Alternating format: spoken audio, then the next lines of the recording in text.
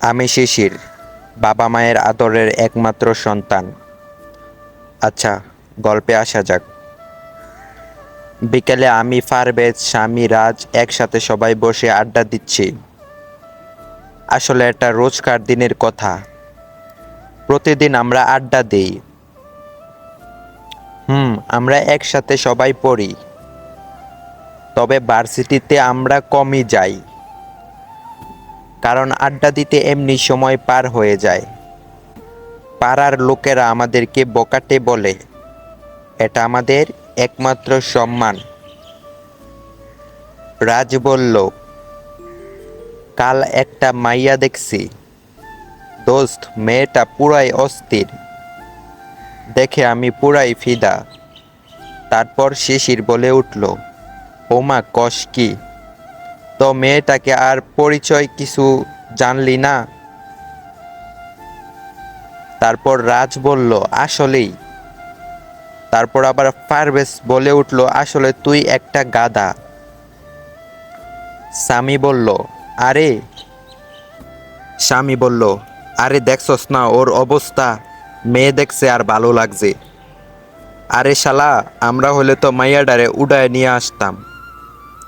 তারপর পারভেজ বলল, একদম ঠিক। শিশির বলল, এই তোরা কি শুরু করছিস? ওরে তো কিছু বলতে দে। পারভেজ বলল, তারপর রাজ বলে উঠল, তোরা তোরা বলাটাই বৃথা। আমি যাচ্ছি। রাজকে স্বামী টেনশন আবার বাড়িয়ে দিল। তারপর স্বামী বলল, আরে আমরা তো মজা করছিলাম। পারভেজ বলল, শিশির বলতেছিল, মেয়েটা কই দেখছিলে? তারপর রাজ বলল যে আমাদের ভার্সিটির সামনে দিয়ে যাচ্ছিলাম, তখন দেখি ভার্সিটির গেট দিয়ে ভিতরে ঢুকছে। তারপর শিশির বলল, তা না হয় বুঝলাম, তুই মেয়েটাকে ফলো করস নাই? তারপর রাজ বলে উঠল, আসলে তখন ছোট ভাই ছিল তো, তাই ফলো করি নাই। তারপর শিশির বলল, ওহ বুঝছি, আচ্ছা চিন্তা করিস না, আমরা কাল না হয় একবার ভার্সিটি থেকে ঘুরে আসব, তখন না হয় মেয়েটিকে খুঁজব। তারপর পারভেজ বলল, এটাই বেটার হবে, আর এমনিতেও আমরা 1 মাস ভার্সিটিতে যাই না।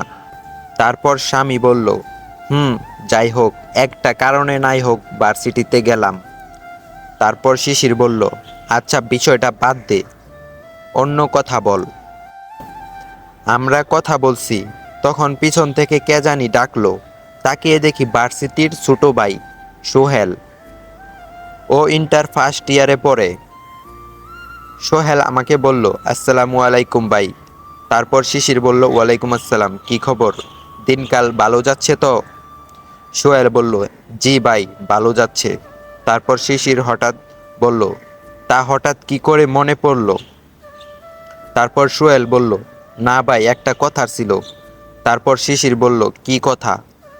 তারপর সোহেল বলে উঠল যে আসলে কালকে আমার বড় আপু ভার্সিটিতে ভর্তি হয়েছে।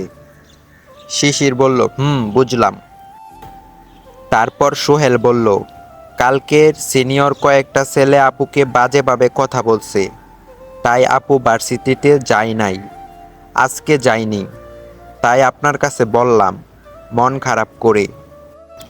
তারপর শিশির বলল, কালকে আমরা এমনিতে একটা কাজে যেতাম, সমস্যা নাই।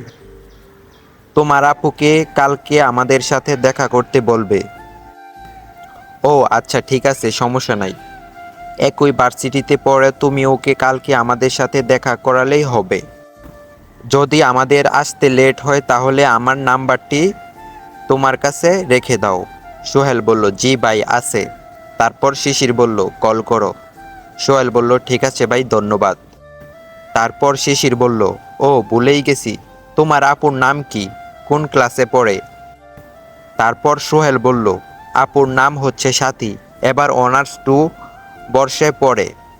পারভেজ বলল, আচ্ছা, কারা তোমার আপুকে বাজেভাবে কথা বলছে, জানো ওদের চিনো? তারপর সোহেল বলল, না ভাই, আমি জানি না। আসলে আমি কাল ভার্সিটিতে যাইনি, আর আপুও নতুন, তাই চিনেনি। তারপর শিশির বলল, আচ্ছা সমস্যা নাই, কাল তোমার আপুকে ওদেরকে দেখিয়ে দিতে হবে। আচ্ছা তুমি আসো। সোহেল বলল, ওয়ালাইকুম আসসালাম ভাইয়া। তারপর শিশির বলল, ঠিক আছে। সোহেল বলল, চলে গেলাম। তারপর রাজ বলল, আমরা থাকতে আমাদের ভার্সিটিতে রাগিং রাগিং বলতে খারাপ হতে খারাপভাবে টিচ করছে। তারপর স্বামী বলল, পারভেজ বলল, কালকে কলেজে যাই, ওদের আমরা বুঝাবো আমরা কে।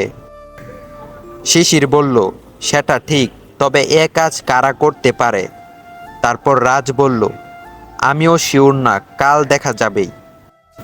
কিছুক্ষণ কোনো কথা নেই আমাদের মাঝে, সবাই চুপ করে বসে আছি। তখন রাজ হঠাৎ করে বলে উঠল, দোস্ত, একটা কথা লক্ষ্য করছিস? তারপর সবাই একসাথে বলল, কি? তারপর রাজ বলল, এই যে লোক ভার্সিটিতে কোনো ঝামেলা হলেই আমাদের কাছে আসে। তারপর শিশির বলল, হুম। রাজ বলল, জানিস ওরা কেন আসে? তারপর পারভেজ বলল, কেন? তারপর রাজ বলল, কারণ আমরা অন্যায়ের বিরুদ্ধে কথা বলি, সত্যের পক্ষে কথা বলি, কেউ অপরাধ করলে ওদের উপযুক্ত শাস্তি দিই। তারপর স্বামী বলল, তাই বলে আজ আমরা বখাটে? তারপর শিশির বলল, সবাই আরও অনেকক্ষণ টাইম পাস করলাম। পারভেজ বলল, দোস্ত, একটা গান গা, মনটা কেমন জানি ভালো লাগছে না। তারপর স্বামী বলল, আমারও। তারপর রাজ বলল, গেয়ে ফেল, আর তুই তো খুব সুন্দর গাইতে পারিস। সবার অনুরোধে গান গাওয়া শুরু করলাম। চুপি চুপি মনের মাঝে দোলা দিয়ে তুমি যাও, ঘুমের ঘরে তোমায় দেখি, ঘুম ভাঙলে তুমি নাই। তুমি কই তুমি নাই, আমি তোমাকে চাই, বারে বারে শতবার আমি তোমাকে চাই। বিবরত থাকি তোমার প্রেমে, নেই কোনো হারানোর ভয়। দূরে যত থাকো তুমি, ভালোবেসে যায়। তুমি কই তুমি নাই, আমি তোমাকে চাই, বারে বার শতবার আমি তোমাকে চাই। গানটি গাচ্ছিলাম, তখন কে জানি বলে উঠল, গান আপনি সুন্দর করে গাইতে পারেন, তাই বলে যে মেয়েদের দেখাইলেই গাইতে হবে তার কোনো মানেই নেই। ও মা! আমি সহ আমার বন্ধুরা পিছনে ফিরে দেখি এক সুন্দরী মেয়ে, লম্বা, সুন্দর করে যেন মেয়েটার একদম ফুটে উঠছে। ফর্সা চেহারা, কপালে টিপ, চোখে কাজল, কানে দুল, ঠোঁটে হালকা লিপস্টিক, পরনে একটা শাড়ি। ওকে দেখে মনে হচ্ছে আকাশ থেকে যেন নেমে আসলো একটি পরী। তবে মেয়েটার কথা শুনে আমার পুরো মাথা হয়ে গেল গরম। একটা কথা ভাবছিলাম, আজ গল্পটি লিখব না, কিন্তু কেমন লিখছি জানি না, তাই সবাই কমেন্ট করে জানাবেন। এবং দ্বিতীয় পর্ব দেখতে আপনারা আমাদের চ্যানেলের সাথেই থাকবেন। সবার সাপোর্ট না পেলে পরবর্তী পর্ব লিখব না। আপনারা কমেন্ট করে জানাবেন আপনারা পরবর্তী পার্ট 2 চান কি চান না। ধন্যবাদ, ততক্ষণ অপেক্ষায় থাকবেন।